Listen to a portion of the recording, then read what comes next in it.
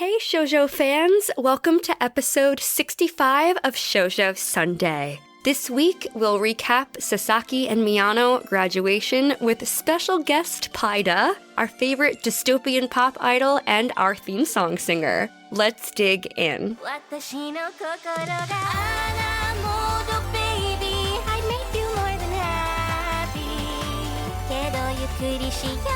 Brain freeze, go chewy. Dekiru kana handle me.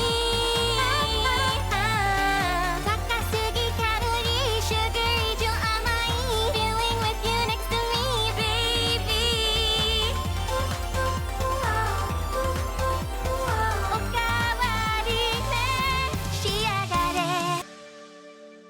Okay, hello PAiDA! We're so happy to have you on Shoujo Sundae officially. Hello, howdy everyone. I'm happy to be here. I'm a little nervous for no reason. I'm sorry. Oh no, don't be. It's all so casual here. And honestly, I'm so happy that you're here for this film in particular, because boy, is there so much floats your boat. We will get into that. But we want to start with like a few questions so that any of our listeners who somehow have not discovered the magic that is your music yet can get to know you a little bit better. So to kick that off, for our listeners who are unaware of your iconic work, could you please explain who you are? Okay. Hello. If you're not familiar with me, my name is PAiDA, and it's like pie, like the food, and duh, like you're a dummy.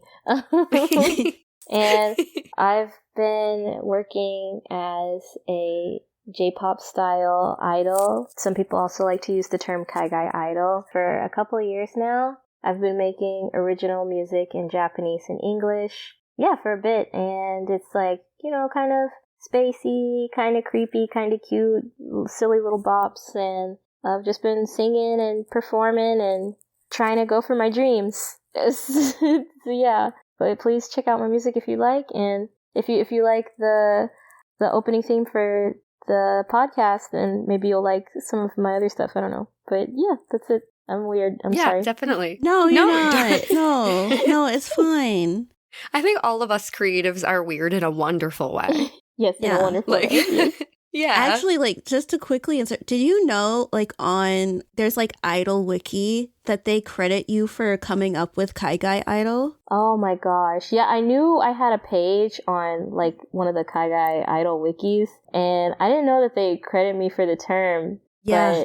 But, I guess the reason why I say Kaigai Idol is just because I think a while back there was, a thread or something where, Japanese people were talking about cartoons, not anime, but Western cartoons, and they used the term Kaigai to refer to American cartoons and stuff, Western cartoons, and I was like, oh, okay, yeah, that makes sense. So I started saying Kaigai Idol, but am I really the first person to say it? I don't know. The wiki says it's PAiDA. PAiDA is the creator. Dang, that's crazy. I'm kind of like an innovator. Oh my god. Right. Let me stop. No. If it's there, I won't refute it, but also if somebody says, actually, I have proof I said it before you, then I'll probably accept that too. It's cool. Either way, whatever term people want to use is fine. I'm just happy to be a part of the community. So why did you decide to become an idol, and who are some of your influences? Oh my gosh. I don't know. I've always enjoyed making music, singing and stuff specifically. And when I was a wee baby alien, I was super into anime. I was a huge weeb. I was really cringy and nerdy, even more so than I am now. And the one thing that I really latched onto when it came to anime were the opening and ending songs, the original soundtracks and stuff. I really latched onto the music more than anything else. In fact, some of my favorite shows, I can't tell you a single thing about the story, but I can tell you, I can remember the lyrics to every single song in the soundtrack for the show. That's how much I just love music. And so from there, I just kind of have binged a lot of shows, and I wanted to branch out. I was like, this music is so good, and I want to learn more about it. And then I think I stumbled into the Odotemita community, where they did a lot of dancing on YouTube to Vocaloid songs and J-pop songs. And from there, I discovered J-pop idols like Morning Musume and Juice Juice. And then from there, I discovered Chika idols that are like, like Morning Musume and Juice Juice are like, corporate, like company groups with like a lot of money and backing behind them, like really professional and clean cut. But then there's like this whole other side of Japanese pop culture that's like underground idols that are like self-produced and just trying to do their best on their own. And when I saw that, I was like, oh, wait, I can do this? Because I was not trying to like, I was like dreaming like it would be so cool if I could do this, but you need like this big agency to like back you. And when I found out about like these basically indie idols, I was like, oh, anybody can do this. And so I just like took a little shot at it. So yeah, those big corporate groups like Morning Musume and Juice Juice, I really like them. And nowadays I'm really into like following just honestly a lot of other Kaigai idols, like Lulu Bito. She's I think in Colombia. She did the song with Jem. Yeah, she's done a good. I think like Jem is her main producer, so they do like a lot of really great tracks together.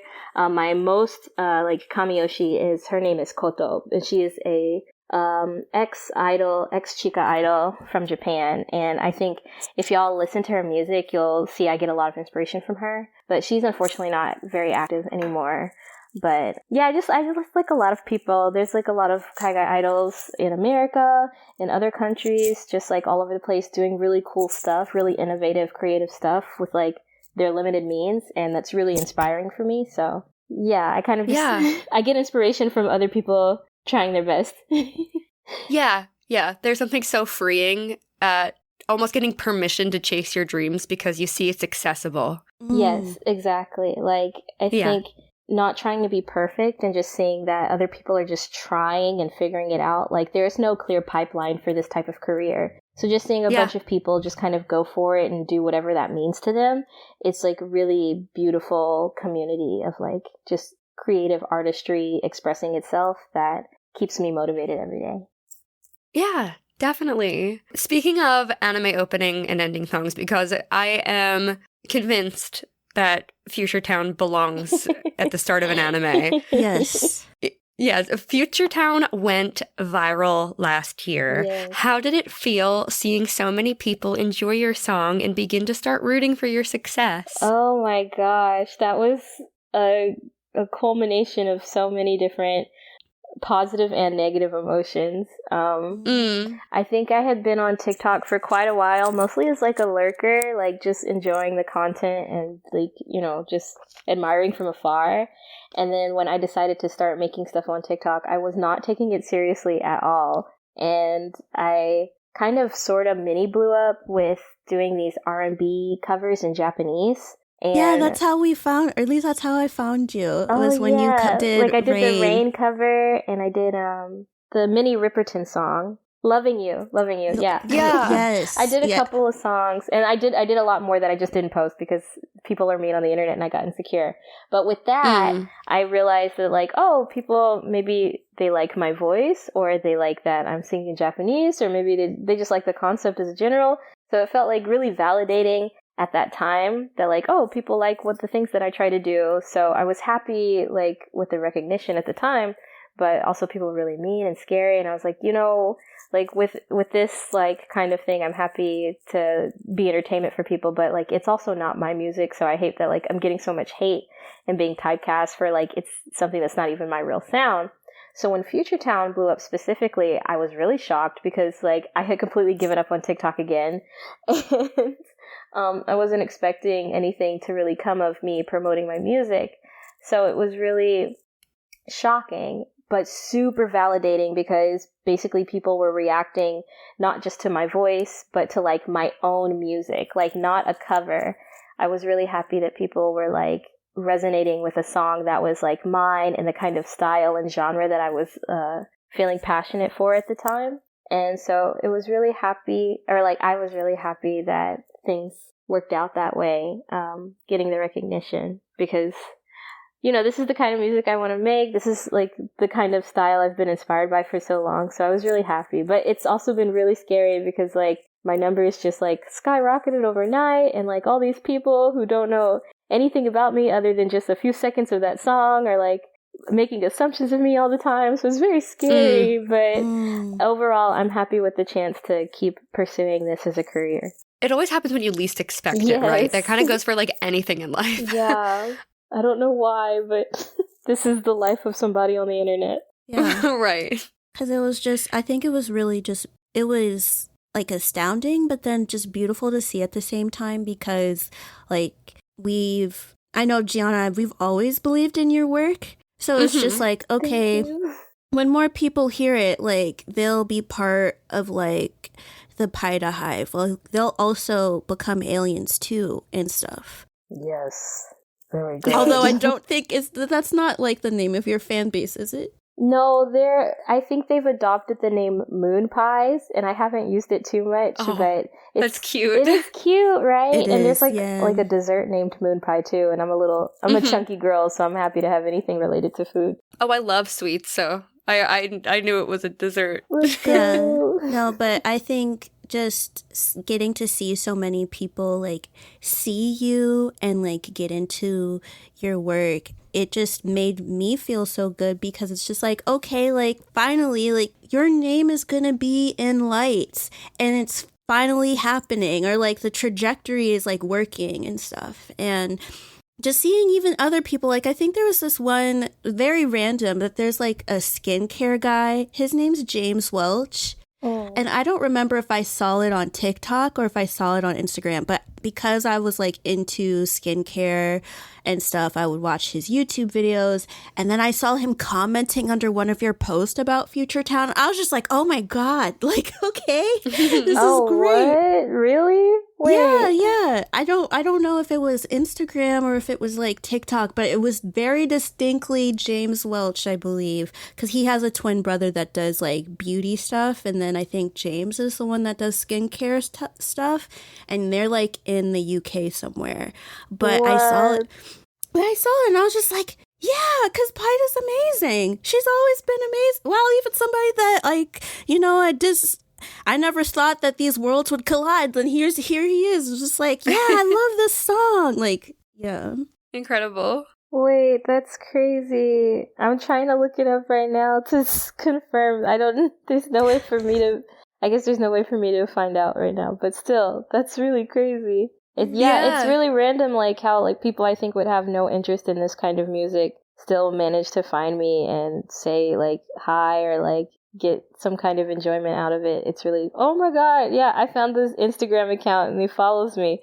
Oh my God, that's crazy. Yeah. Oh, that's so awesome. Wow. Thank you, James.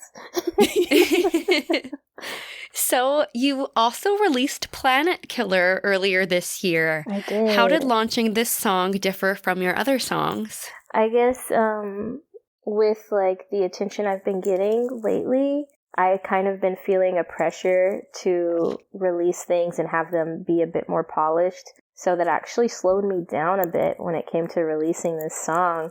The song probably would have been out earlier if Future Town didn't blow up, but it is what it is. So I guess the main thing that was like different was I went back and I listened to the song before releasing it and was trying to like make sure it sounded as perfect as possible to me. And I actually went back in and like had a few things completely redone from scratch. So the version that would have been released like a year ago is no longer the version that you hear in the streaming. And oh wow. makes me curious because it is a bop as it stands. I do love the version you released. Thank you so much. It was mainly things like the alien voice and stuff. Like I had to go back in and like kind of reverse engineer how I wanted it to sound and make sure it stood out more, and it was more clear that like I'm having a back and forth with like the aliens as I'm singing this song. But yeah, it's such a different vibe from Future Town, and I wanted to make sure that like people understand where I'm coming from with each new release. Like for what you release one song and like that's basically how people see you for a certain amount of time. And Future Town's a really cutesy, energetic song with like kind of like not really frou-frou, but like really like fluffy, light lyrics that are just like, oh, it's about like being in love and like feeling magical. And then this song is completely different about like the world ending and like killing the planet, you know? So yeah. I wanted to make sure that it came out as clear as possible. And I wanted to make sure that when people listen to it, they kind of have a broader way of how like they perceive me as a person. And going forward with each new release, it's going to kind of just each be their own little thing. And I want people to remember that like, oh, I'm kind of like a multifaceted alien. Like, Yeah, I think that's so important because viewers and listeners and, you know, fans of any kind really tend to just like pigeonhole their artists into one thing, like one flat thing, when we're all there's so many different dimensions to us, and we can be into all different kinds of styles and things. And, you know, it's kind of a shame that people kind of get stuck on one image of a person. And I love that you're making a point to like show all sides of you. Yeah, I think it's something I think about often when I look at the artists that inspire me today, and I read the comments and the interactions that people have in relation to those artists. People really focus on receiving an entire person as a product, as entertainment for them, and forget that like that is a person that's trying to create their own art and tell their own story. So I really try to make sure with mine, like, I know people aren't going to just have common sense overnight, unfortunately, but I want to make sure that when you do get the chance to listen to like just picking 2 or 3 of my songs like at random, that you'll see that there's a bit of variety in the styles, even though it still might be like fairly cookie cutter J-pop.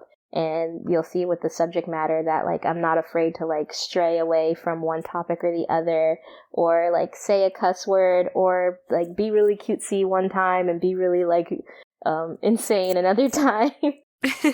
I love that. I think it's important to be able to see artists as artists, and like when you invest in them, like you invest in their story, whether they tell you about what's going on in their personal life or not. So like as they grow, then you grow as well. And like you can kind of mark the time with the different eras that they had, or like different things that they tried out and stuff. Oh, yeah.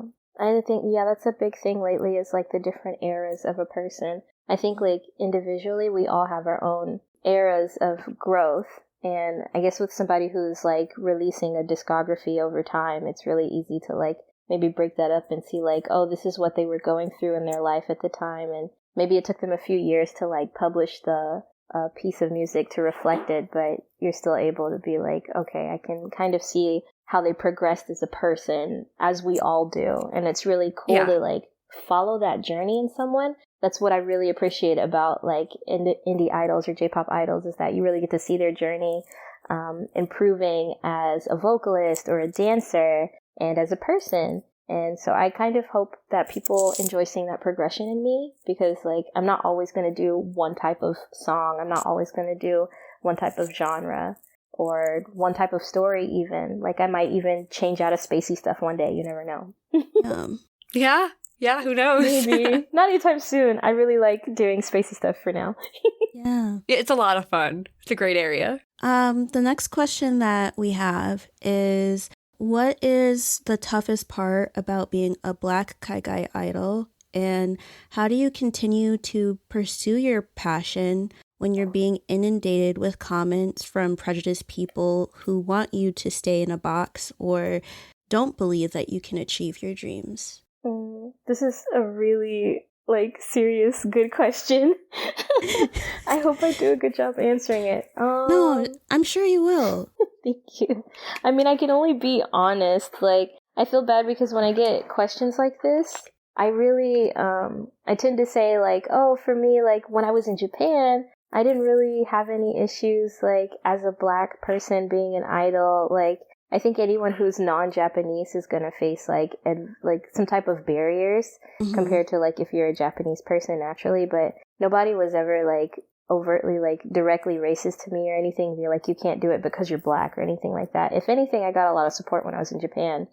But over the past couple years, there's definitely been a shift in like the kind of, I guess, like the support I receive and, you know, the hate that I receive as well. And I think it's just because there's more eyes on me. And it's kind of scary, but like mainly coming from people online. I think virtually as somebody who is like trying to pursue a career in Japan, nothing's changed. But online, there's a lot of like rigidness coming from people who, frankly, I don't think are actually like my target audience. But they're loud, they're vocal, you know, and they exist. So I can't help but, you know, notice it from time to time. I've had like some troubles here and there, like with people slinging really ignorant, close-minded, racist comments towards me in regards to my skin color, in regards to my weight, or like my fashion choices. I get like a lot of people that will say I'm trying to like cultural appropriate and take my appearance into account. And it's just really funny because like for me, I haven't worn anything that's like traditionally like culturally like Japanese at all much when it comes to like my idol outfits and stuff. And even if I did, it wouldn't be like valid. But if you look at my outfits online, they're very idol. And there's a culture within idol itself, but it's not like limited to just one ethnicity or one country or one culture, you know? It's an art style. Like the music and the artistry and the visuals of it definitely pull from a lot of different places. So it's really silly when people are like, oh, she's trying so hard to be Japanese simply because I happen to sing in Japanese maybe 20 to 50% of my songs. Like, I don't think that there's anything wrong with you doing that. Like the idols that come over here and stuff, they do the exact same thing. And like we don't, well, there are discussions about cultural appropriation, but I feel like that's just a different like side of it. But like if people can still enjoy music, like regardless of what language it's in, then I don't really see an issue with you like making this like your path and stuff. Yeah, you know, because people can do whatever they set their mind to, and it's just like the people that are making these comments.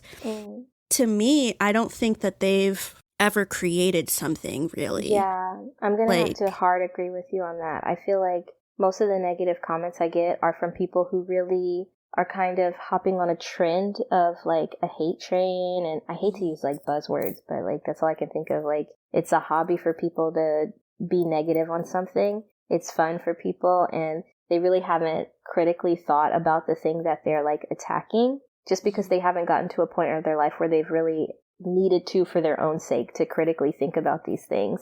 And within that, the type of person who hasn't been able to like really critically think about the things in their life probably haven't had the chance to like realize what they want to do with their life and actively pursue it and actively like go through the motions of like hitting those walls and thinking critically about like what they want to do with their life or their purpose or, you know, anything. So I try not to take to heart, but it's just so stupid sometimes. Yeah.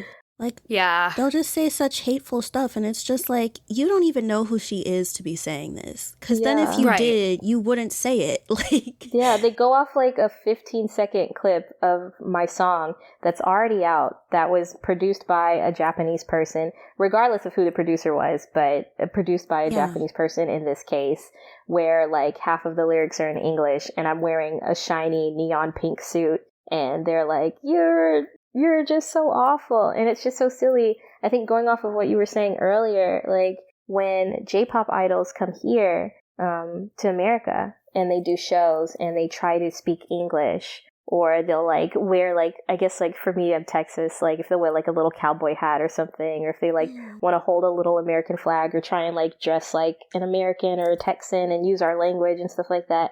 I love it so much. And everybody does. Nobody is ever like hating on them or saying that they're trying to cultural appropriate or something, or even if they want to make a song that sounds more like a Western type of style or have more English in it, like it's always met with really open arms, because like we are a country of like diversity and we love to like share in cultures and stuff like that. And same with those idols, you know, if they choose to indulge in it, it's because they appreciate what we have to offer and they want to incorporate it into their artistry.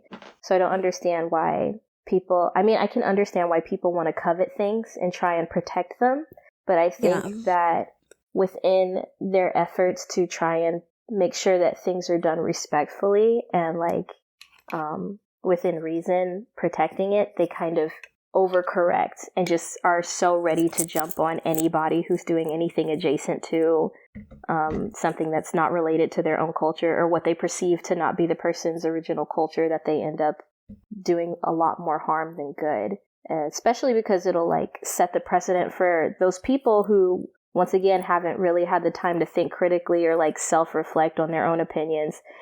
Give them an example of like, oh, this is what people are doing. People hate when somebody does something like this, so I will do it too. And it's fun to be a part of a community, even if it's a community that feeds off of negativity and being ignorant of the world around us.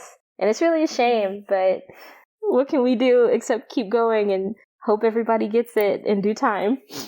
Yeah. Right, like trying to drown out the negative noise with the positive noise. Yeah. And within that, I do get a lot more like positive comments. I get a lot of support from people in person, online, and with my, with the companies that help me, with the producers that I work with in Japan and Spain and stuff. Like, I have a lot of support from people all over the world. So it's like maybe 1% that is hateful, but they're very loud. Mm-hmm.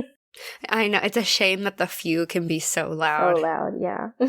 So our next question is, it has been 2 years since we worked on Aiella Mode with you. Yay. How was the process of making our theme song for you, and what did you enjoy the most? Oh my gosh. I enjoyed working with you guys the most because y'all were so nice and so sweet and so easy to work with. So thank you for having me make this song for you, first off. Oh my gosh, of course. Yeah. That was such a fun collaboration. It was really good. And Jim is super talented. Like, Yeah. I'm just always amazed by the music that they put out. It's so good. Oh yeah, definitely. I had a lot of fun writing the lyrics because it is a bit different than what I do for my own music. It was really fun to like kind of focus on the theme and make something that was very like cute and fluffy and like just innocent in a way that like in a direction that I don't go with my own sound. And I hope I did you guys justice. I don't know. Of course you did. Like, Oh, definitely. I love listening to our theme song. yeah. Thank you. I feel like it just helped us. Like, I knew that having a theme song in general would help us stand out, but I feel like the way that it all came together and having you sing the song and being able to work with Jem as well, like, we were able to accomplish something that was even outside of our like wildest dreams when it came to like, oh, this is what our theme song is gonna be like and stuff. And so it's like every time, I will try not to get emotional, but it's just like every time we end up listening, or I'll listen to like our latest episodes, and it's just like, oh, there's PAiDA. Like, Yeah. Oh my gosh. Well, thank you. I'm just really honored for the opportunity. I don't have too many chances to bring other people's ideas to life, and it's such a personal and precious thing to let somebody else into your own vision to help them see it to fruition. So I'm really honored that y'all chose me, and I really like the song too. I think it's good. Yeah. So we just have a couple more questions leading into our film review. So second to last would be, what do you love about shoujo content? Oh my gosh, what I love about shoujo content? Oh man, I don't know. I know, it's like, where do I begin? Yeah, where do I start with that? I think I guess most of my choices for anime or like manga just in general, like since I was a kid, have always been kind of more shoujo leaning. And I think wow, I don't know. Like, I think the art style always gets you first, right? Because it's just so, like, otherworldly. Like, they're really good at, like, quite literally, like, painting a picture for you with how, like, beautiful everything looks. Especially the outfits. I think I'm a big, like, I love idols, so I love outfits. And I think there's always, like, a good shoujo that has like just a really, even if it's not like a magical girl outfit, like just a daily thing, like they're really stylish and cute. And I think most of the time shoujo does a really good job of like helping people prepare themselves for new situations. I think there's a lot of shows out there that have like a good realistic depiction of like real world problems that girls face like on a day-to-day basis, like the drama of it all and like the, you know, the heart-wrenching like situations that these girls get put in sometimes, you know, you're like, oh my god, I can totally relate with that. Even going back like and rewatching shows that I watched when I was little, I was like, oh, I have no idea like how this shaped me when I was a child, and like how this helped me like process new situations that I wasn't even like in at the time. I think, you know, for any TV show in general, like the storytelling is being like, you know, there's a moral to the story, or there's a reason that story is being told, and there's always something to take away from it, positive or negative, or a lesson to learn. So I really like the subject matters that are usually depicted and the takeaways that you can get from it. I don't know if that was a good answer. I'm sorry. No, it is. No, of course. There's so much you can like relate to on a personal level with shoujo, and I feel like there's so many life lessons you can take away from shoujo in particular. Yeah, I agree.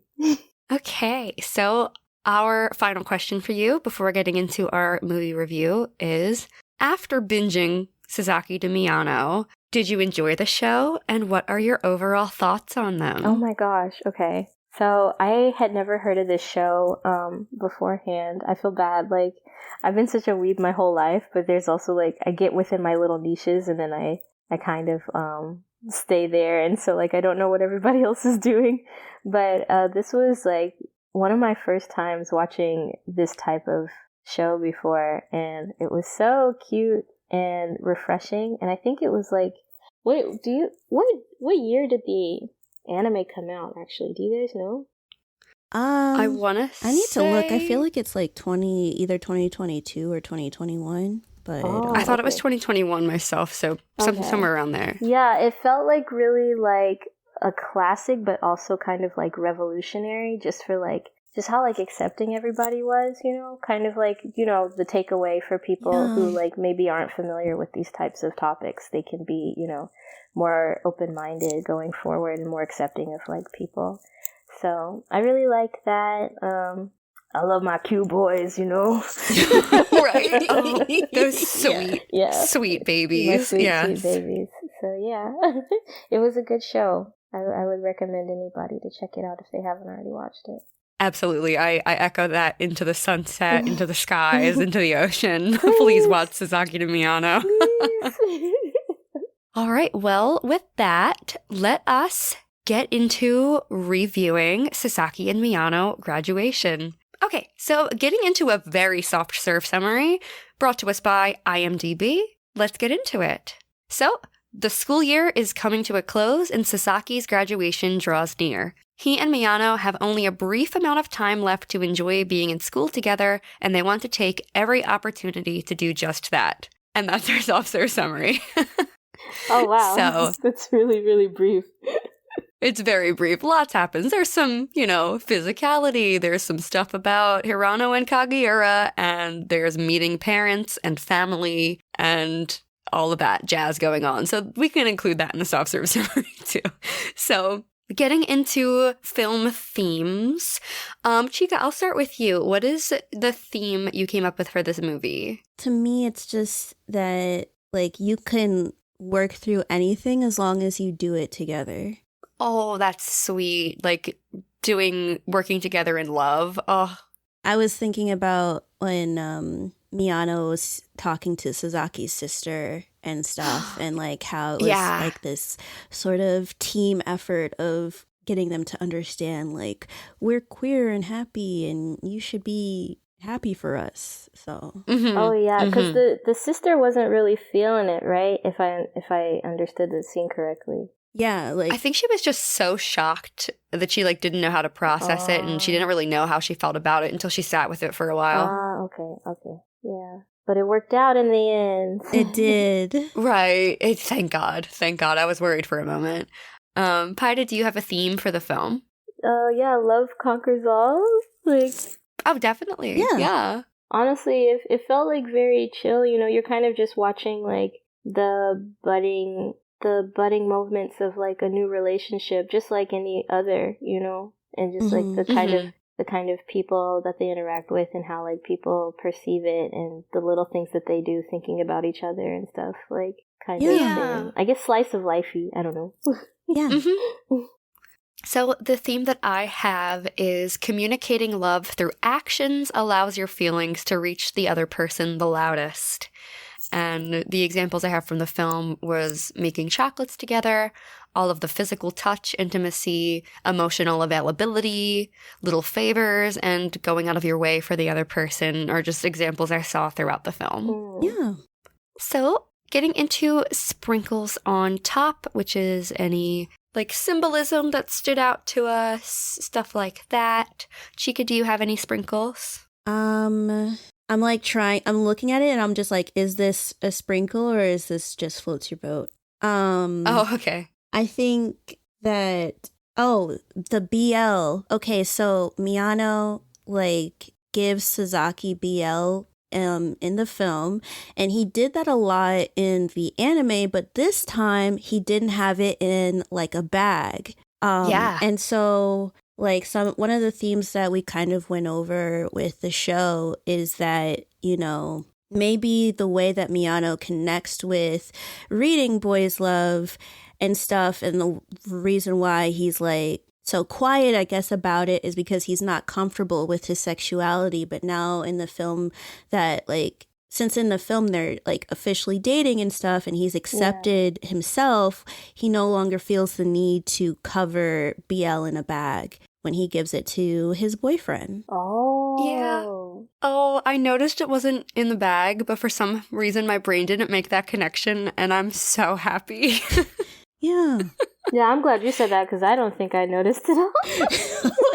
Okay. Oh, Chika, is that your only sprinkle, or did you have more? Oh, just the triangles. I feel like that's something we end up seeing a lot. Like the triangles of love. The artsy triangles. Yeah. I love that. Yeah. It really makes me think of Heartstopper, which again, for anybody who likes a queer story, I can't recommend Heartstopper enough. Season 3 is airing in October. Catch up, you have time. So, PAiDA, do you have any sprinkles on top? Oh no, I think that covered it pretty well. Like I didn't catch the thing with the manga, BL. the BL manga, yeah, and the triangles. Yeah, you guys are really good at this.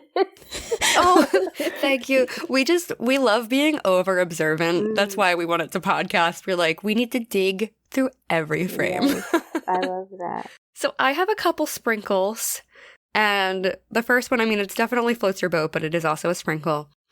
When Hirano says, if I get married, I hope it's to someone blunt like you, to Kagiura.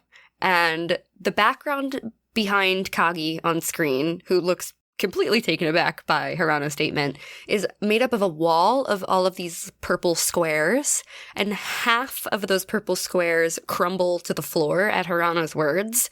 It's like him physically breaking down Kagi's wall, no matter how much he's trying not to have feelings for him.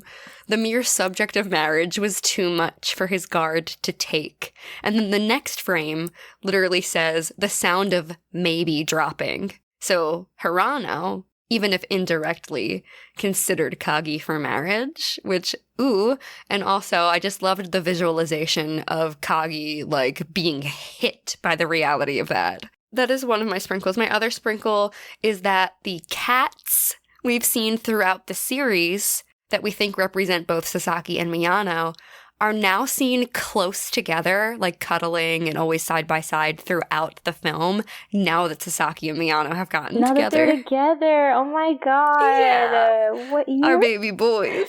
They finally made it. Let's go. Yeah. I love it. All right. Let's go on into Floats Your Boat, which is our likes, our positives of the film. I'll be honest, there's a lot of Floats Your Boat and not much else for me. So, diving into likes, let's actually start with our guest, PAiDA. What's something that you liked about the film? Oh my gosh. Something I liked? Man, I don't know. I feel like I'm too bad for this podcast, but when they was on the floor, when they was on the floor in the classroom going at it, I was like, oh my god. I was on the edge of my seat. I was like, oh baby. And I was like, things were very. They were very family friendly. Well, maybe family friendly is not the right word, but like PG. Yeah, PG. Yeah. PG, but PG-13 that really maybe. floated my boat, if you know what I'm saying. Oh my God, absolutely. I was surprised to see them, actually spend that length of us kind of getting to see some intimacy from them. I'm really glad that they did that. Yeah, it was crazy, and Sasuke was like really trying to like restrain himself, and I was like, man, you just oh boy, yeah. Because I was just like, they're right. Because I was like, they're in school. Like, that's what I was saying. That's my thing. Like, time and place. Exactly, time and place. But for entertainment purposes, I was on board. I was on board, but I was just like, man, somebody's finna walk in. I don't know. Like, right. It added to the tension. I was just like, oh, I'm happy, but shit. Like, okay. Yeah. Exactly. Yeah. Like, come on now. Don't ruin everything. You could get in trouble. Like, aren't you supposed to be graduating right before soon? Graduation? Exactly. Yeah. Exactly. But that just made it even juicier. Yeah. Right. Yeah. Chika, what's one of your floats your boat?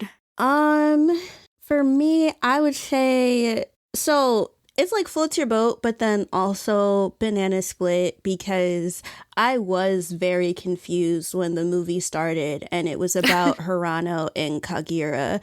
And I was just like, what is going on? So at first I thought that like I fucked up somehow on Crunchyroll. Oh, me too. I was like pausing it. I was like, this looks like the right show, but at the same time I'm a little thrown off. Right, and like they had like a mini title card too, so then I was really just like, oh, this is like fucking up, and I was like, how is it an hour? So at first I was just like, oh, like, is it a mistake?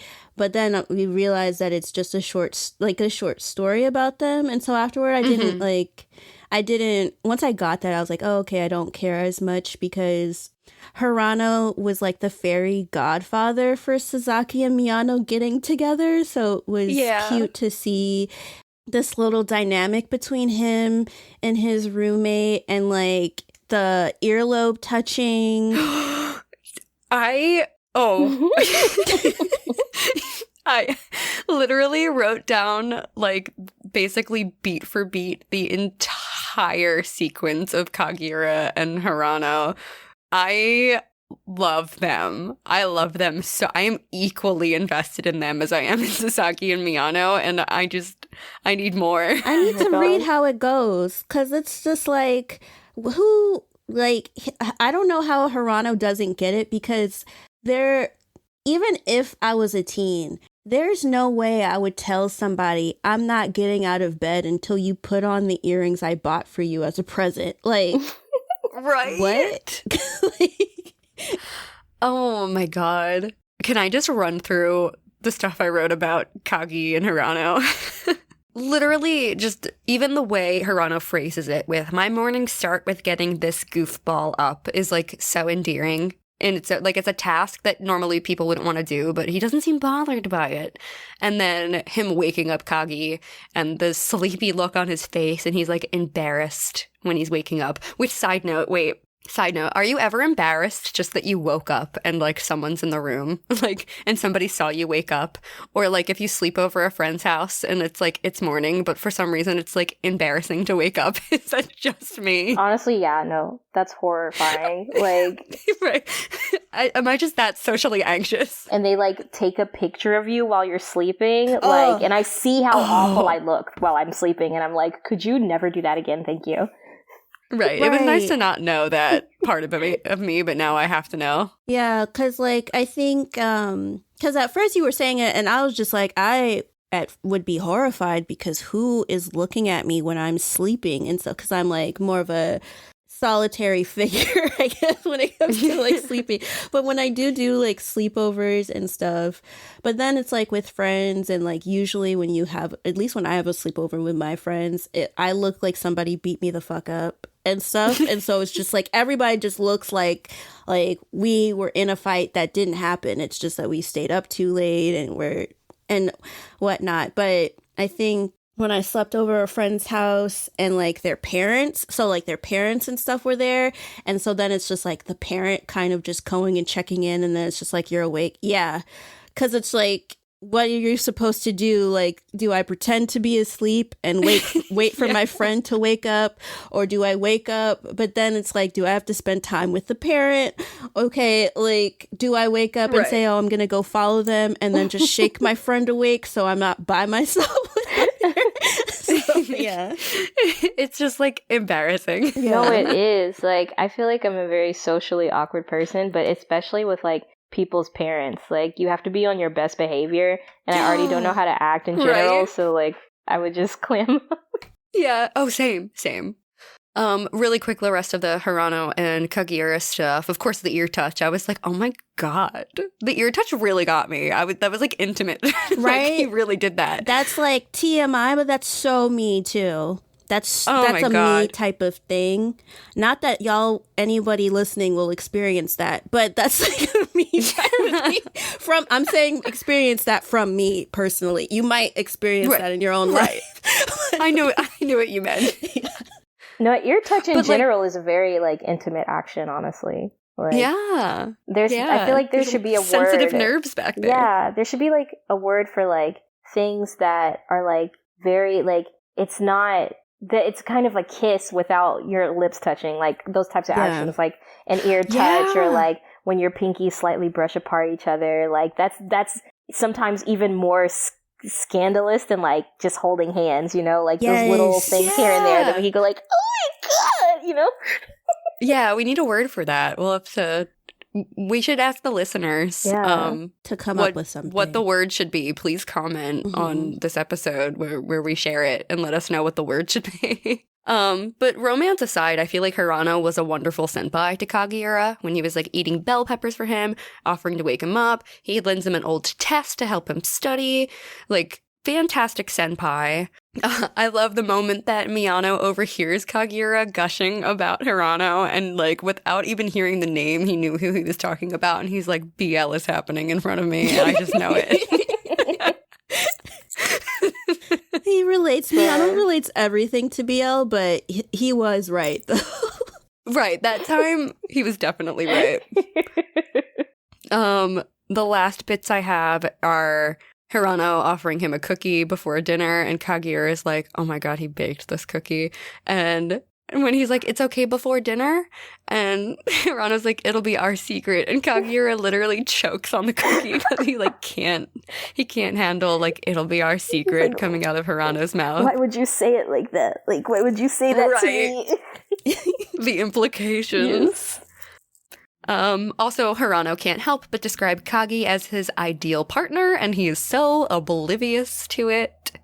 And what is really interesting is the thread of a thought we get from Hirano by the end, where he's like, Kagi thinks I like looking after people. Well, at least I can say I don't hate looking after Kagi-kun. And that's a realization that he needs to delve deep into, and boy, oh boy, do I need more from these two, because there's something there. Yeah. Oh yeah, that's a great. Is there? This is probably a stupid question. Is there more of this, like somewhere on the internet? There is the manga, and it is ongoing. So I think there is more that's going to come out. I don't know if they're going to do another anime season, which I really, really hope to God they do. That would be nice. But yeah, I know that the manga is ongoing. Yeah, Okay. I think they also have a spin-off with Hirano and Kagi as well. I don't know if it's licensed in I started saying it, but I was just like, let me look it up. Like licensed in the US or not, or like out of Japan. Yeah, I don't know if the spin-off is licensed here. I know that Sasaki and Miyano is licensed here. Companies, rules, and money, stupid. Yeah.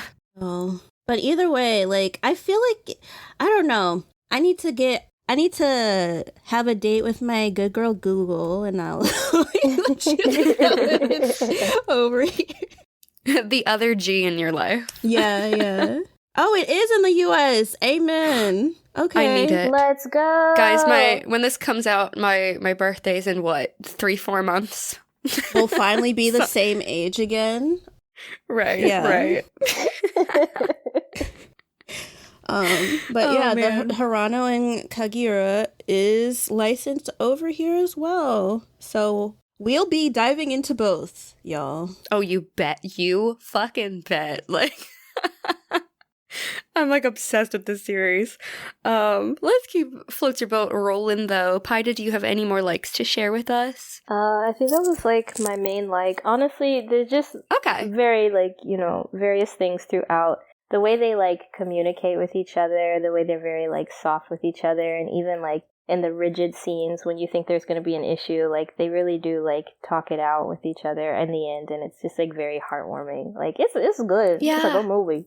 Oh, absolutely. Chika, what do you have next in Floats Your Boat? Toshiro being doted on by older people at his public bath job. Mm-hmm.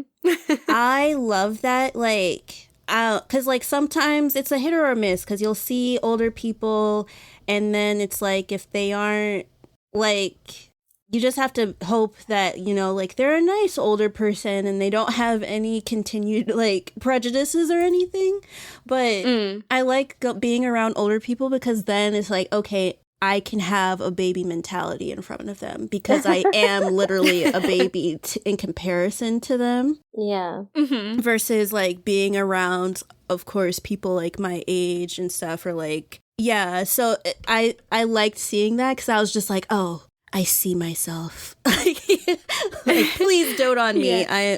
I am so small and innocent in a sense.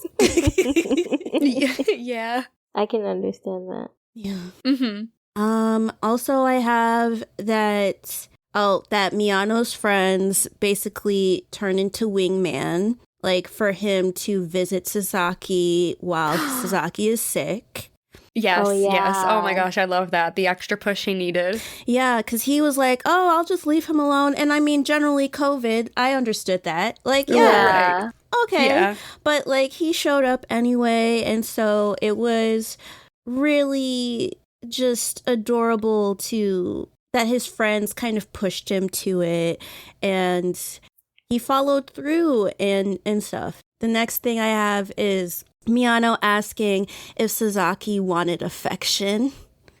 I have that as well. I wrote the quote out as well. Okay. Like the way Sasaki's eyes widened at permission to use his love language of physical touch. Like, oh. Mhm. It's so healthy. It's such a good like dynamic. Yeah. Absolutely. Yeah. And we love consent around here. Like, We absolutely do. Yes. For sure. Of course, it's like the tension builds, they're interrupted. I laughed so hard at them getting interrupted. Like, I really thought we were about to go places. And I'm like, I don't know if that's low-key banana split because I couldn't help but like think about him being sick and potentially contagious the entire time. Same. But Yeah. I still really enjoyed the scene. It was like mask to mask, right? Yes, the mask kiss. Yeah, so it's Mhm. fine. I'll allow it, I guess. I mean, I personally don't think I would do that, but I will watch it and enjoy other people. Right, yeah. Right. That's how I That's saw actually it too.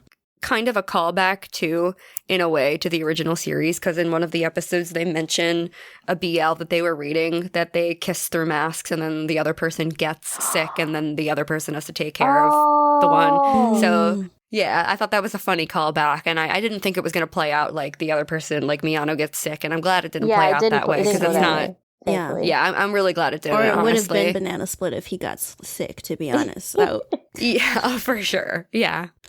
I have some stuff a little bit earlier in the film, Okay. just that whole scene at the train station. The fact that Miyano says he has lucky BL is really funny to me, and it's yeah. so very Miyano. Just here, take this boy's love with you to the test center, and you'll do well. Yeah, you'll definitely ace it. Yeah. Like, I think I would die if somebody did that to me. Well, not BL, but like, I know that BL could also be innocent too, or wholesome too, or whatever. But in my head, I'm just like, if somebody said, oh, here's my lucky smut, like, take this with you. Oh, Like, oh my when god, you're taking right? the GRE, Chika. Like, I would have lost my mind. Like bringing your lucky smut to the bar exam. Like, Right. Oh, thanks for the hardcore DVDs. I passed the bar exam. I passed it. oh my god. If this wasn't just going to be titled the film's name, it would be Lucky Smut for sure. Yes. No, my God. Oh my gosh. But the train station, yes. So I love the very tender hug and the good luck Miyano gives to Sasaki. And then after he leaves, you know, Miyano's so like hot and bothered by the whole interaction that he's like, oh, I brought too many hand warmers with me because he was absolutely warm enough just from like hugging him. And another two quick little things I have is when they're talking about like physical like appearance preferences.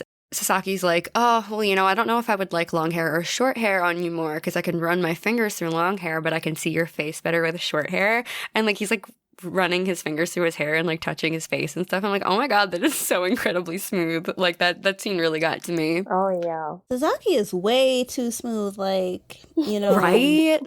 Oh my I know gosh. they can't show stuff, but they could imply they went to another base at this, like. Oh, no, yeah. definitely they could. I feel like he knows what he's been doing since day one. Like, he's just one of those guys, you know?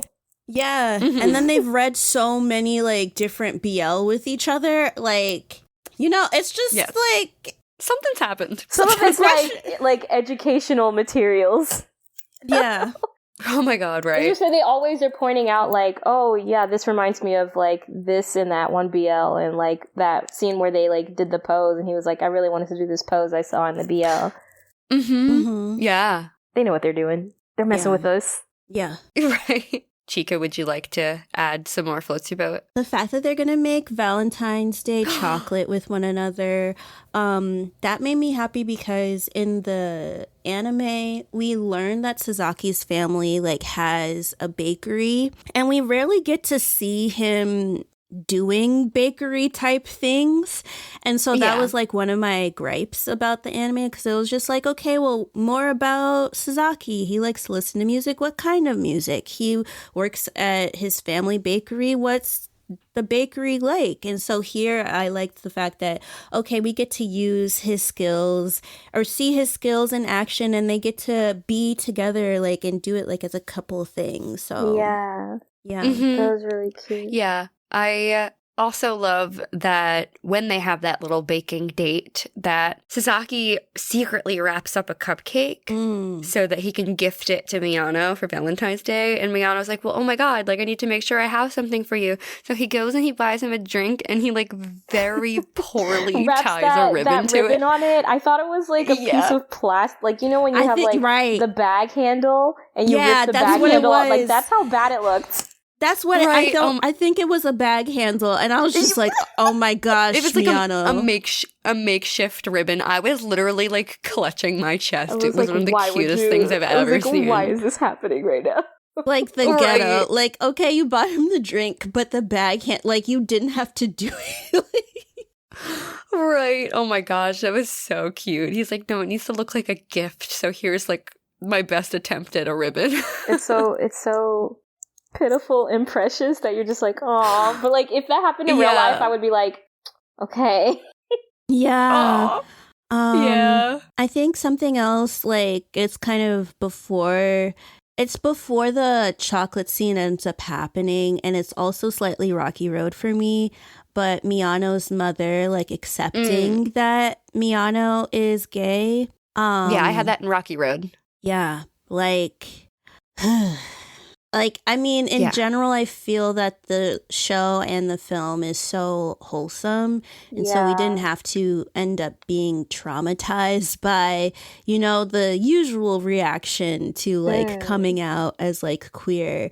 But I know, like, for me, when I came out as, like, bi, it was very traumatic. Like, it was... I'm sorry. Yeah. Yeah, it was very much like, will I still be able to, like, live here? Like, I, like, was mentally preparing myself, and then it was just like, we accept, in a way. I don't think it's, like, full acceptance, but still it came through, like, a very traumatic conversation. So, like, seeing it play out like this for Miyano, it made me so happy for him, you know, like... Yeah. Just how overall, how gentle, like, it was. And Like, it was like almost even like nonchalant, like it's not even something to like make a big deal out of, right? Like wasn't she like, oh yeah, like let's please like introduce me next time or something, right? yeah, and like she even talked about like her relationship with Miyano's dad, and it was just like, oh, that sounds just like how me and your father are, and stuff, and like she just automatically was just like, oh, that's fine, and was trying to make Miyano feel more comfortable. Yeah, I love that not only did she support without hesitation and like allow Sasaki to come over, but she said that he should stay for dinner. Like she genuinely is interested to get to know this person that her son's interested in. I think so sweet. That's what I was kind of alluding to earlier when I was talking about how like the show is like a really good, like, I guess example, like obviously, like Chika said, not everybody has like that good outcome when they get the courage to say something about it, to share that with like their loved ones. But the show just having most people be really like chill and like open and understanding about it is a really good example. So like when people can watch it and they know like going forward, like, oh, this is probably like, you know, the best way, like a really nice way to react to make the person feel comfortable and to make sure that they know that they're loved and accepted no matter what. So I really like that about the show. Yeah. The next thing that I have is when Miyano says, next year I'll be good enough to make you my own chocolates, which implies him thinking ahead into their future. And Sasaki's even kind of taken aback by that. And he kind of echoes the sentiment. So I just love their confidence in their relationship so much. Yeah, it's really heartwarming. I think it's the first time Miyano even expressed like, oh, this is gonna go on longer than what it is now, because I think like past graduation. Yeah, because I think in the show, like at one point when Miyano was questioning why Sasaki liked him, he was talking about, well, when I turn 50, like I could be fat, I could have whatever issues, I might not even look the same. And then Sasaki basically said that he would love him regardless. And so I think just being able to watch this film and then see that now Miyano is like venturing into, well, in the future, we can do this together, or this is what I'll do for you and stuff. So it's just nice to finally see that reciprocation from him. Yeah. Definitely. I agree. It's very just like heartwarming and healthy, and for them to be both like kind of like in it together like that is just really like, oh, why can't everything just be this? Right. Just inject this into my veins. Yeah. Other things that I have, well, one, Sasaki passed his exams. Yes, I have that too. We love to see it. Yeah. Like, I hate standardized tests. Oh my God. Oh, same. Like, I was not good at standardized tests. Never. Like, So I'm glad that he passed. And then, like, in the midst of that, like, he's getting ready to go to the school because, of course, he wants to tell Miyano in person. And we see Ogasawara. And Ogasawara has kind of just been, like, this... like he's kind of a banana split ice cream you scream character at times, because in the show, like, he would complain about his girlfriend who is totally into boys love and wants him to be into it, and he's just not into it, and he like mentally rejects it in a way. Not people being together, but just more so like just how fervent his girlfriend is into like this genre. And so when he sees Ogasawara, like at first you're kind of thinking like, oh, is it going to go a bit negative? But essentially he ends up accepting Sasaki and Miyano being together. He just was like, I just don't want to imagine what you all do together. Yeah. And I thought it was so silly. I put that in nuts, Chika. Like, why would you I couldn't even like, that's why it's a nuts. Like, I'm like, I literally wrote Ogasawara, please. I can't even unpack that fully. No, just Ogasawara, like, please. You're so annoying. You're so stupid. Some of the things you choose to like allow to come out of your mouth. Like, why would you say that? Right. Right. Because like you why would you think about that? Like, I feel like I don't know if it's just, I have mental blocks. I don't want to imagine my friends doing whatever. They might even tell me stuff. Well, they don't have to, but still, like, they might be doing other things, but I don't imagine them no. I literally had that conversation with a friend the other day. Like, I am not thinking about what anybody in our friend group is doing when it comes to that kind of thing. Like, that literally never crosses my mind, and I don't want it to. I don't ever want it to. No, me neither. Me neither. The next thing I have, we already talked about the stuff in the classroom, but when Sasaki invites Miyano to the classroom, he's like, can you come to my third year classroom? The way Miyano sprints, I have never seen someone run faster in their life. And he was like, meet you in the classroom, see you there. Like, it reminds me of one time when I worked at the music store and somebody found a kitten in the warehouse and they're like, Giana, there's a kitten in the warehouse. And I ran from my station into the warehouse and someone was like, I've never seen Giana run faster in her life than to see this cat in the warehouse. Listen, the priorities were prioritized. Yes, they were. And that cat was so cute. It was a little gray tabby. Sweet, sweet bean. Little precious baby. Yeah, no. Yes. I think that perfectly encapsulates, like, the energy behind that. The, what is it, call to action there? He's like, I'm on my way. Call to action. I'm ready. Yes. Yes. I'll just do one more real quick. I have a couple more. I love that Sasaki is Miyano's very first happy birthday and that he stayed up late just to say it. Chika. Yes. Oh my gosh, yeah. That's Chika, you know what this reminds me of? Does it remind you of me? Well, of course, yes, but because your birthday was so very recent. But I was going to talk about. No, I wasn't saying that for my birthday. No, I meant like that's something that I do. But yes, it is definitely something that you do. But I was going to refer back to Kageki Shoujo. I was like, unlike Sarasa's good-for-nothing boyfriend Akiya, like. Yes. Sasaki made it a point to like stay up late to say happy birthday. Meanwhile, Akiya was like, I'll text her at some point. Wasn't it like 10 p.m.? I'm like, still, we reviewed that in 2022 in the fall, and I'm still not over it. No, that was because I'm just like, that is not your boyfriend. That is your op. No. Like, right. Oh my gosh. But yeah, I say, yeah, you know, like staying up to say happy birthday, or sometimes with me, like if I know that there might be other people that are thinking of doing that, I will purposely be like the day before, and it's like, I know it's your birthday. I know it's 8 p.m. Happy birthday. I want to be first. No matter what. Yeah. No matter what. I understand that. Yeah. I love that.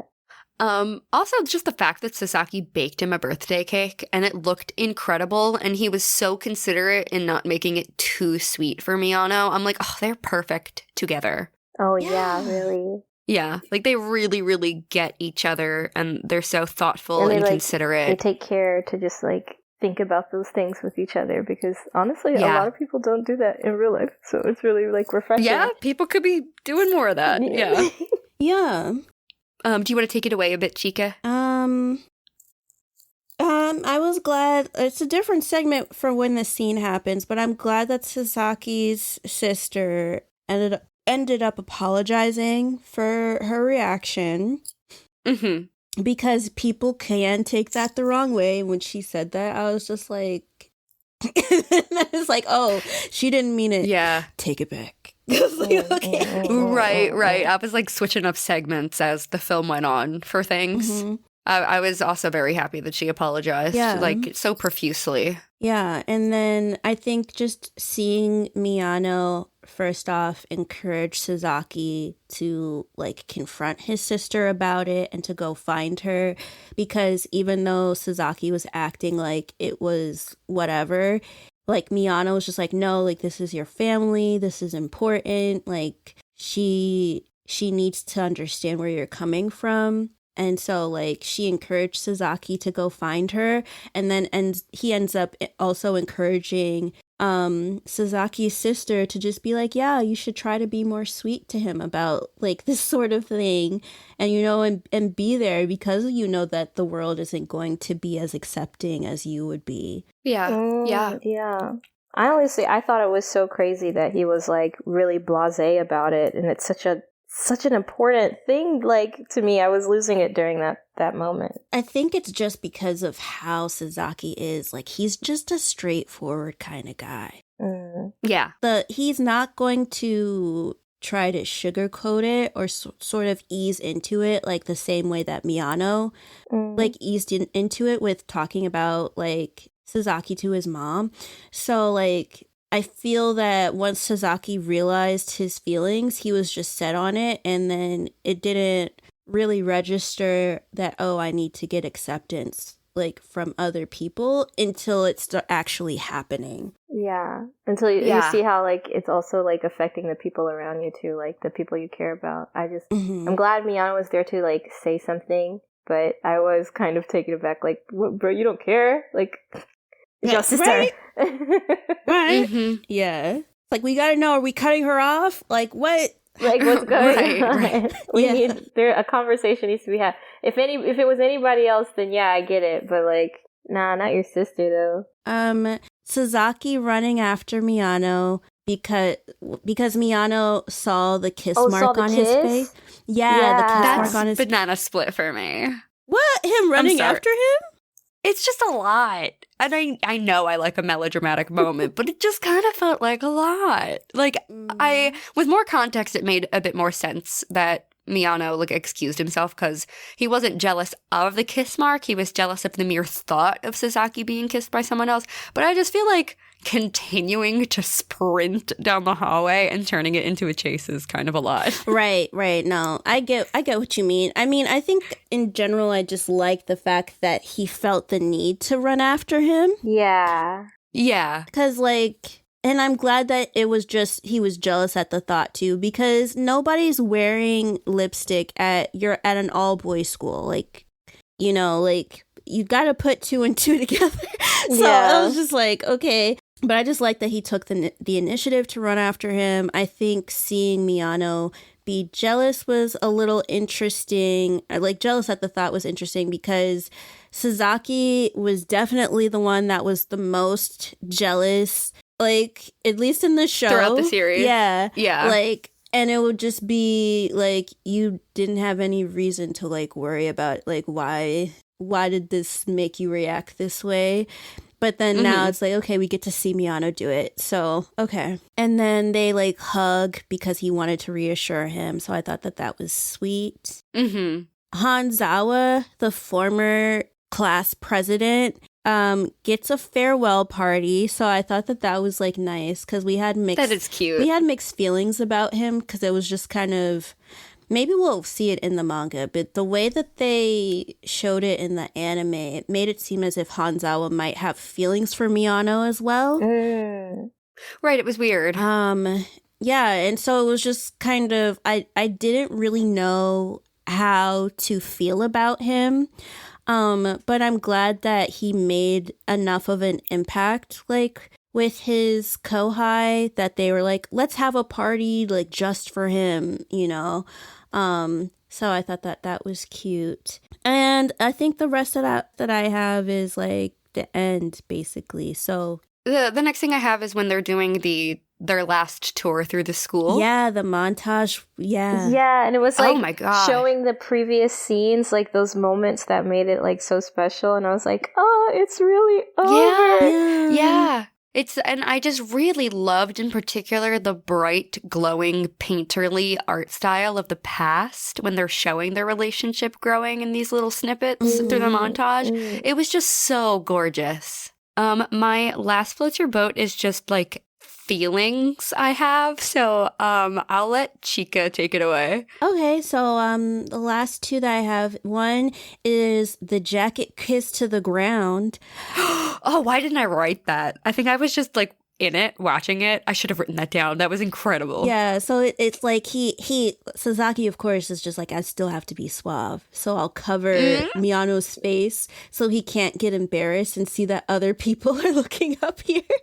And then they just ends up pulling him down and then kissing him. I was like, oh, that's very, very cute. And I think the last thing I have is he says that I want to keep going into the future with Senpai.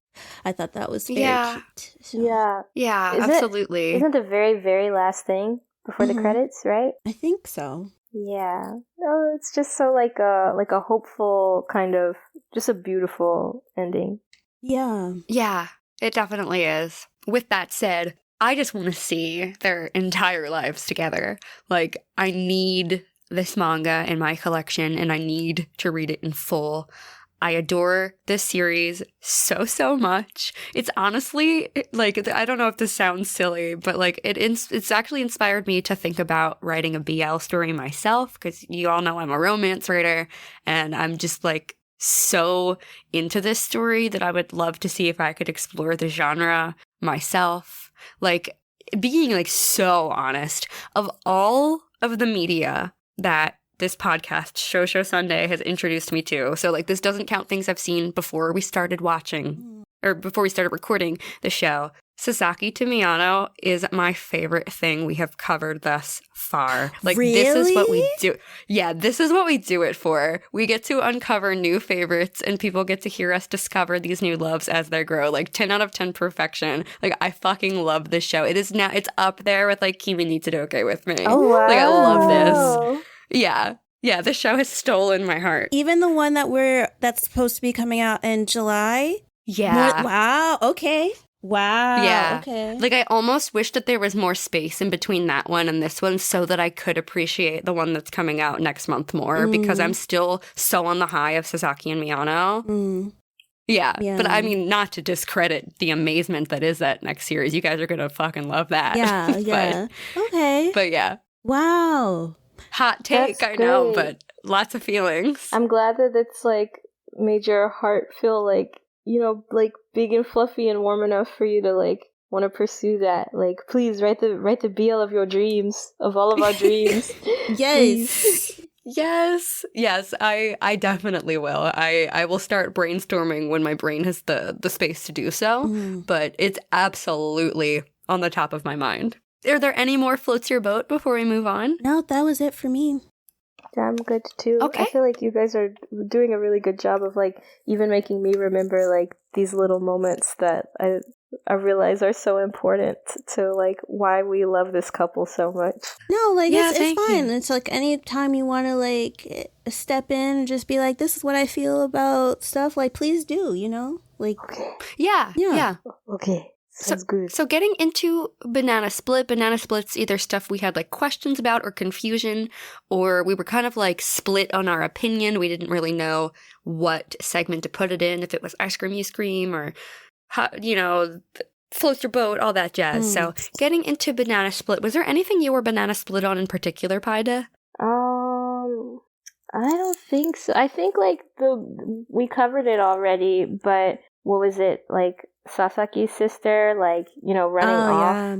And like that whole thing, I was like, are you serious? And then, you know, Sasaki not even going like until Miyano said something. That whole thing was just kind of just like a big like, oh my god moment for me. But you guys talking through it made me understand like, oh, okay, yeah, I can definitely see why he would be the kind of person to like not really, until Miyano said something about it, you know. So yeah, I think that was really it for me. Yeah, I had that in Banana Split as well, because I was just like, because I mean, of course it gets resolved and everything, but when I was watching it, I was just like, I don't understand his sister running away after finding out about Miyano being Sasaki's boyfriend. Because it's like, okay, I get you stepping out of the room, but you left your house. Like, leaving the house, like, okay. Like, you left your house, went all the way to your boyfriend's house to then turn around and start coming back. Like, it was a lot. Like, yeah. It was a lot. Like, this is not, you, like, I'm sorry, you're not the main character here. Like, calm down. Yeah. Right. Chika, do you have any banana split? Yeah. So one of the things, I know I mentioned it earlier, was that I kind of wish that they alluded to, like, in the summary, that Kagi and Hirano thing in the beginning was a short story, because that did confuse me a lot when I first started watching the film. I was also questioning, like, why Sasaki is going to college. Not that he can't go to college, but what are his motivations? Like, what is he doing it for? Is he doing it to then take over the bakery?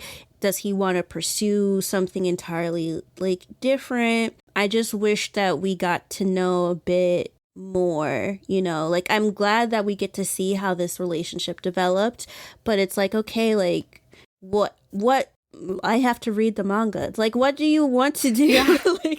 Yeah, that's a great question. I don't really know what his aspirations are, but I would love to know about them. I mean, we know he has skill in pastry, but that's, I mean, I don't know if you would call that going to college. Is more so like going to pastry school. I don't know if it works the same way. Right, or over like, there.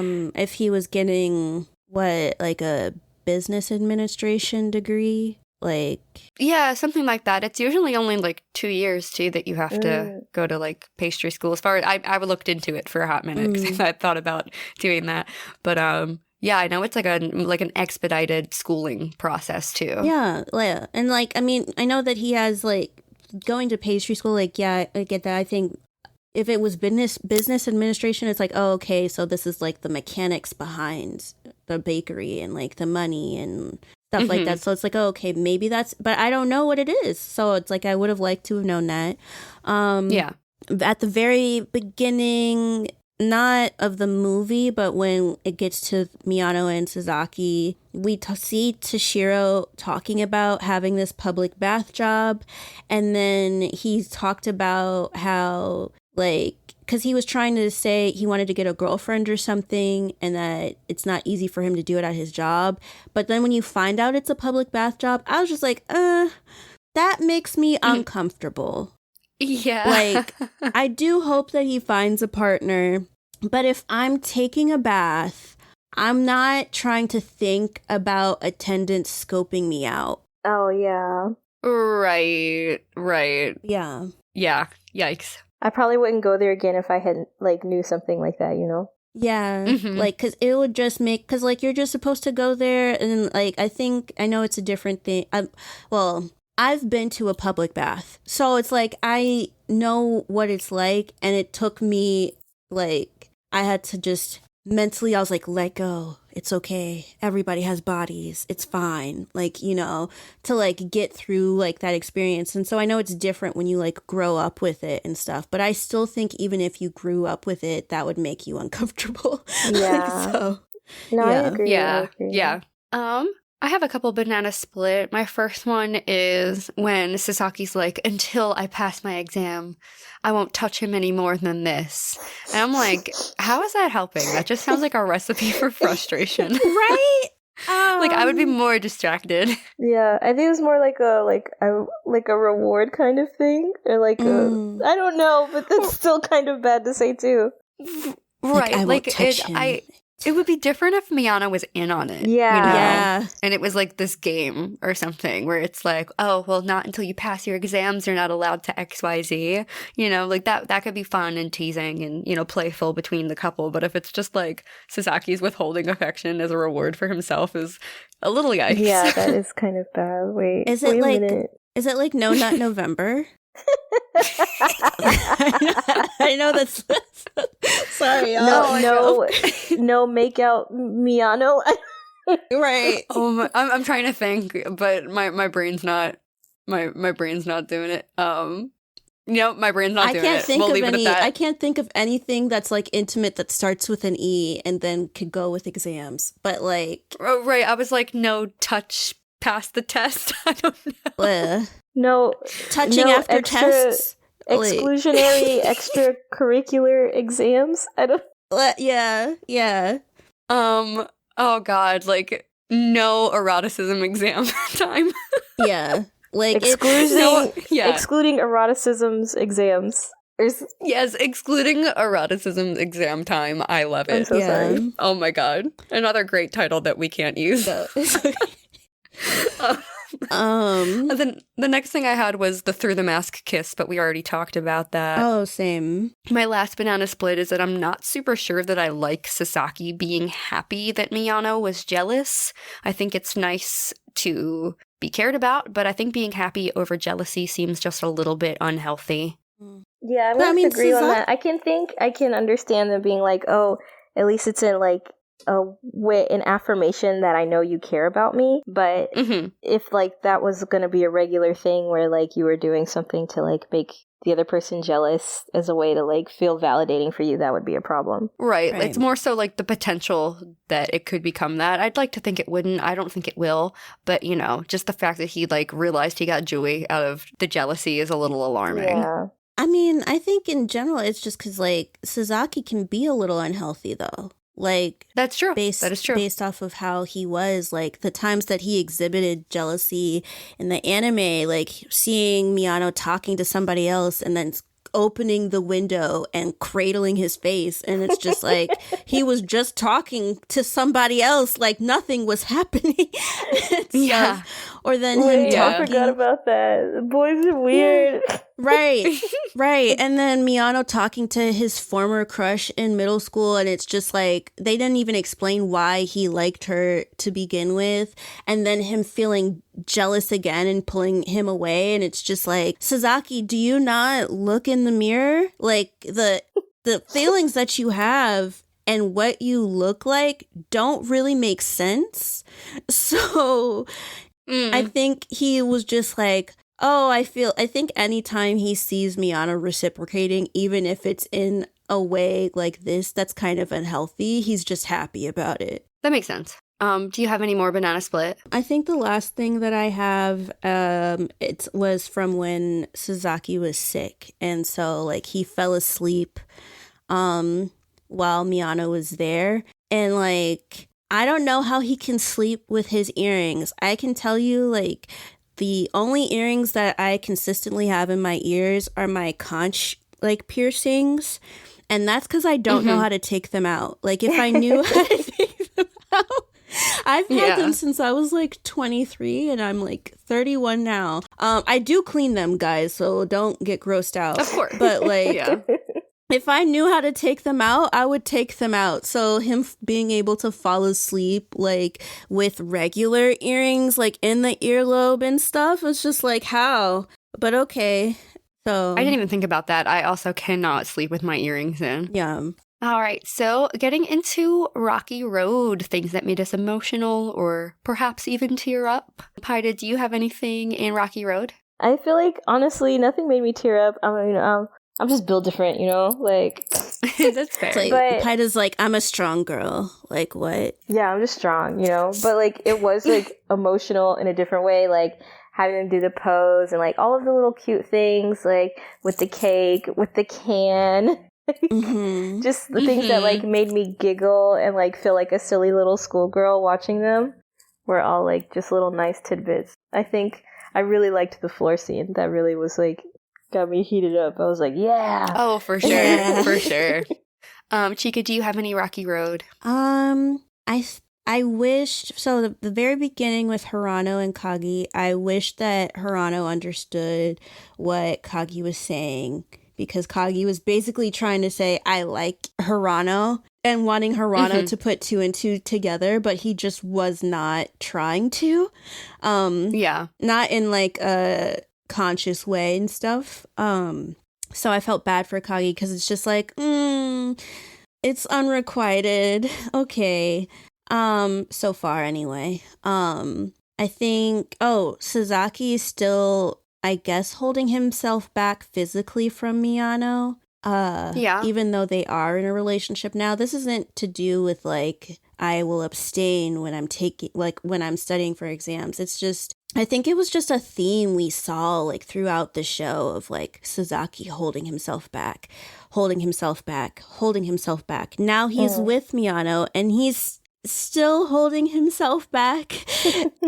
Yeah, I wonder if he's like still learning that he has permission or he's afraid to overdo it. I think he's probably afraid to overdo it, but I wish that we could have seen like a conversation or something. Like, yeah, that would have been nice.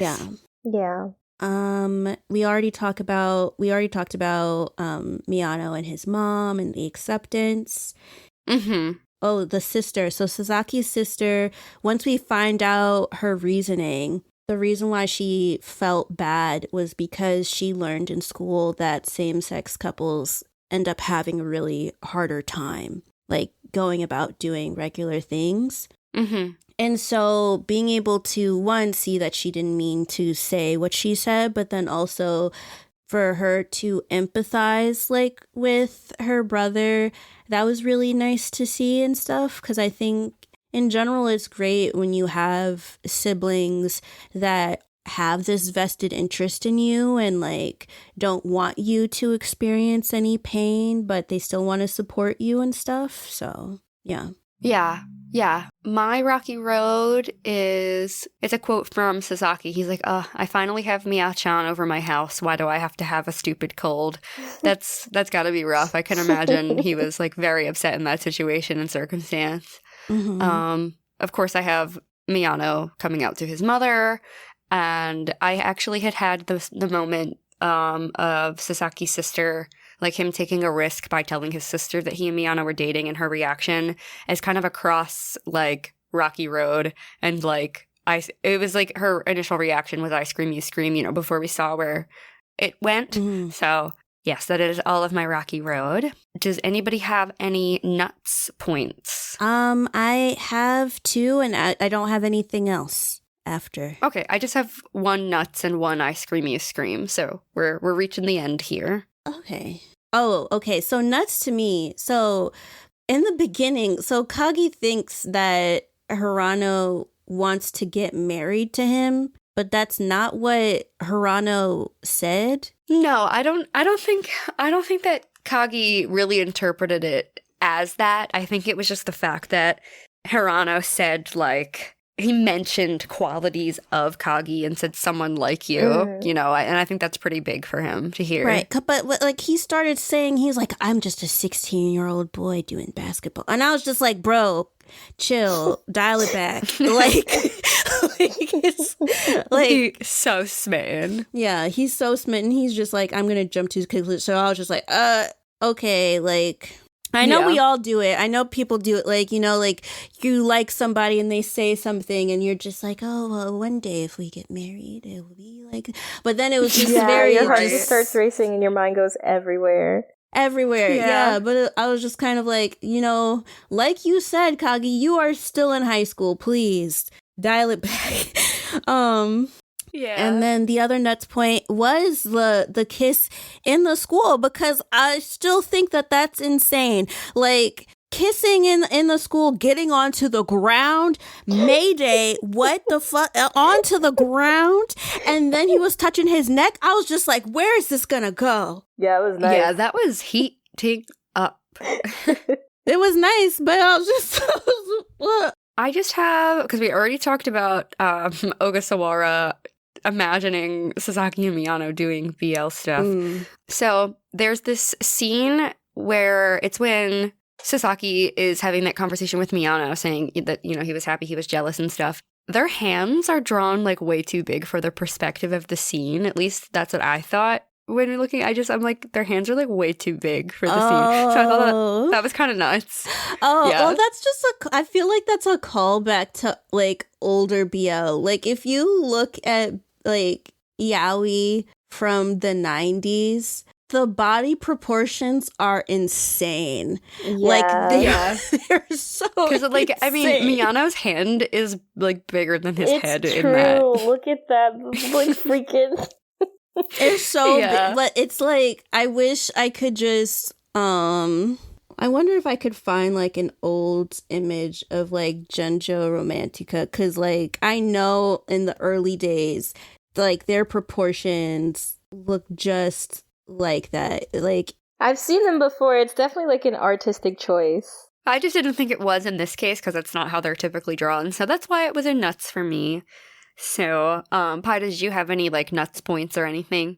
I feel like, honestly, with everything we've been talking about, we've already covered my nuts. I feel like Yeah. maybe I went a little too feral too early in the podcast. I'm sorry.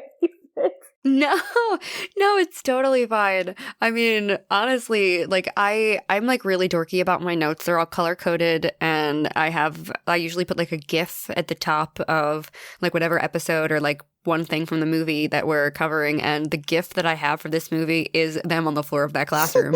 So I understand why it came up so quickly. Why was they doing that? Oh my god, the fingers. Yes. Oh, okay, yeah. They looked crazy. Yes. Yeah, Chika just shared a picture from Junjo Romantica in the chat, and it's valid. Yeah. The proportions are proportioning. Right. I mean, I Where's that, still like- think it's a mistake, but like it was a mistake in Sasaki and Miyano. But then also if it wasn't, I'm like, I'm going to just say it's a callback to how they used to draw Right. these It could be things. a really particular sprinkle on top. I feel like we need that meme, that office meme where they're showing Pam the two photos and she's like, they're the same photo. Oh my god, right. Oh my gosh.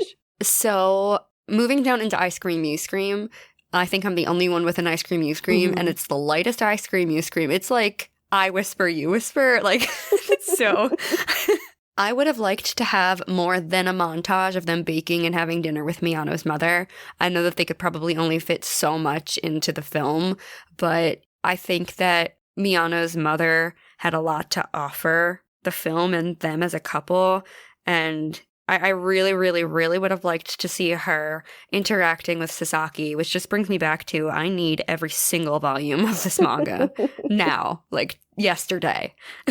Yeah. Yeah, that makes sense. Like, there definitely could have been, like, more to offer there in terms of, like, what is it, like, anecdotes and, like, shows of support in the conversation. Yeah. And just seeing how, like, I know that Miyano's mom accepted, like, Miyano, but then seeing how she interacts with Sasaki would have been really nice, too. Oh, definitely. Yeah, I agree. really, really would have liked to see that. Yeah, honestly, that was kind of lacking. There could have been a lot more there. And it was already an hour, and I guess that was a lot for this type of project, so it's understandable. Yeah, I'm wondering if they, like, were only allowed to allocate an hour of content, so they had to really pick and choose what they wanted to include. Yeah, it's a shame. But, yeah. PAiDA, did you have any Ice Cream You Scream? It's hard to find it. Honestly, yeah, I don't think I have any dislikes. Like, this was very nice. It was very, like, overall heartwarming and, like, healthy and really cute and silly. Like, I don't think, if anything, I screamed for joy. You know what I'm saying? Exactly. Exactly. 100%. So with that, thank you all so much for tuning into episode 65 of Shoujo Sundae. We hope you enjoyed this journey with Sasaki and Miyano with us along with PAiDA. So before we get into our outro spiel, we just want to give a huge thank you to all of our patrons, starting with our Sprinkles patrons. Thank you so much to Pete, PJ, Akemi, and Miles. Moving on to our whipped cream tier, thank you so much to Mark M. And last but most certainly not least, thank you so much to all of our Hot Fudge patrons, Aaron, AJ, Mackenzie, Mark D, and Mary. Thank you so much for being our patrons. We love you. Yes, thank you. All right, so if you would like to keep up with us during the week, you can follow us at Shoujo Sundae across all socials. And if you would like to keep up with us individually, let's start with you, PAiDA. Where can the people find you? On the internet, yes. I have a website. It's www.paida.space. That's PAIDA. I don't know if I spelled it earlier. Oh well. You know, I'm on Spotify at PAiDA. I'm on Twitter. I'm on Instagrams and stuff. And yeah, just stream my music. You don't have to, you know, listen to my crazy rambles into the darkness. But if you listen to my music, that'll be good enough for me. Yeah, definitely, guys. Stream PAiDA's music. Like, go. I have Spotify myself, so like, when I'm driving home from work, sometimes I will just hit that shuffle button and play "Do It." Do yourself the service of doing the same. Yay. So Yes, or buy it, because I buy. Okay, Oh yeah. I'm a moon pie. I just thought we were aliens, but I thought we were, I'm a Thank moon you. pie. So yeah. That's true. I forgot you can buy my music. I'm so bad at promoting myself. But yeah, you can buy it. You can stream it. You can play it on YouTube for free. It's everywhere. And thank you, Chika, for being a moon pie. Yeah, thank you both for being moon pies. I appreciate it. yeah, absolutely. Yeah. If you would like to follow us Shoujo Sundae girlies individually, you can follow me at Giana_Luna_ across all socials. On Blue Sky, there are no underscores. That's Giana with one N. And you can stream my debut single, if you're taking a break from PAiDA's music for one song, called Twilight Champagne across all music platforms. Let's go! Yes! Chika, where could the people find you? The people can find me in the Shoujo Sundae Discord. That's in our link tree. You could also find me on Instagram and Blue Sky, Chika Supreme. That's Chika with a K and not two C's. And guys, it's our anniversary month. So first of all, please give us applause because low key, like you getting this episode because like, you know, like our publishing cadence. So this is very special for y'all. You're welcome. But besides that, our anniversary is going to be in July. So please make sure to tune in to what we're doing and share our posts and our episodes that will be coming out and stuff. It's going to be a great... Yes, I think you guys will really enjoy what we're covering throughout our anniversary month and our very special plans for our anniversary as well. But you will just have to keep on tuning in to find out what that is. Ooh. With that, we will see you next week with something brand new. We will see you then. Bye. Bye. Thank you. Thanks for having me. Peace out, homies, humans. Oh man, wait.